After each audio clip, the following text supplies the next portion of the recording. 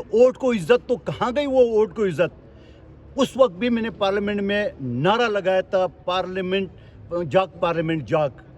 अगर पार्लियामेंट ना जागा तो इसी तरह फॉर्म 47 का सूरत चल देगा। इसी तरह एजेंसियों के मुखबर मुस्तफ़ा कमाल जो है ना वो इस तरह असम्बली में आते रहेंगे। इसी तरह एजेंसियों के रिकमेंडेड लोग आएंगे और आपके सामने वही करेंगे जो हमेशा होता रहा। लिहाजा मैं फिर ये कहूँगा कि तमाम सियासी लोगों को एकजा होकर हमें मुकाबला करना है। हमें मुकाबला हर उस आदमी से करना है जो चोर दरवाजे से आता है। बड़ी अफसोस के साथ कहना पड़ रहा है कि इससे पहले जो सिंगल जज जस्टिस मोहसिन अख्तर कियानी साहब ने जो जजमेंट दी है हमें नहीं सुना गया और अपने ख़त में लिखा गया कि मुझ पर प्रेशर था। तो बानी पीटीआई का नाम तो ले लिया है मगर इस 4 लाख मुलाजमीन को उनके सर जो कलम की इसने अपने कलम से वो जिक्र नहीं किया कि वो प्रेशर मेरे पर किसका था। आज कोर्ट पूछ रही है कि मौजूदा हुकूमत की जो ना जो उसकी क्या अभी सोच हो बताए। तो मैंने कहा मौजूदा हुकूमत तो मुस्लिम लीग नून की है, पहले भी मुखालफत की है। इसका मतलब अगला हुकूमत किसी और पार्टी का है तो उससे भी आप राय पूछेंगे तो वो क्या हिमायत करेंगे।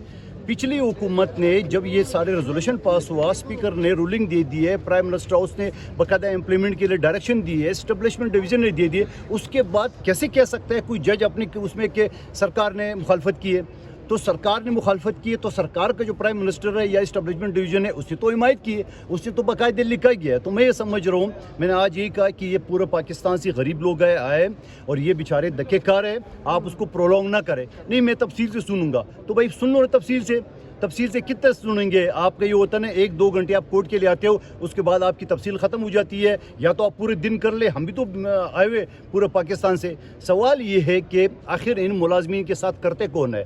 मैं पाकिस्तान भर के सारे सियासी लोगों से पूछना चाह रहा हूँ, एक आदमी का जो फ़ोन आता था मेरे पास, कहाँ मर गए वो?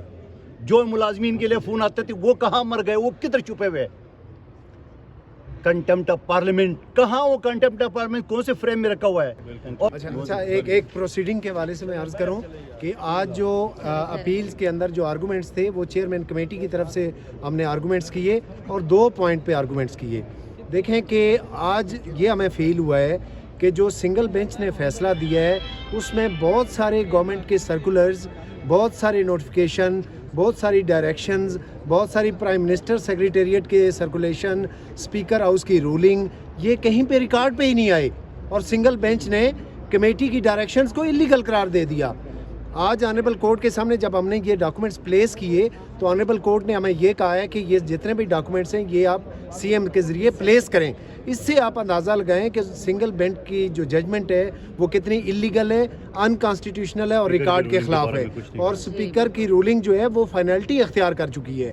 हमारा मौक़िफ़ ये है कि स्पीकर साहब की जो रूलिंग है ना वो नीचे कोर्ट में डिस्कस हुई और ना आज तक इस ऑनरेबल कोर्ट के सामने जो डिविजनल बेंच है उसके सामने रूलिंग को कहीं पे टच किया गया, वो फाइनल है। तो रूलिंग का एक कॉन्स्टिट्यूशनल स्टेटस है, उसका कॉन्स्टिट्यूशन ने उसको एक स्टेटस दिया है।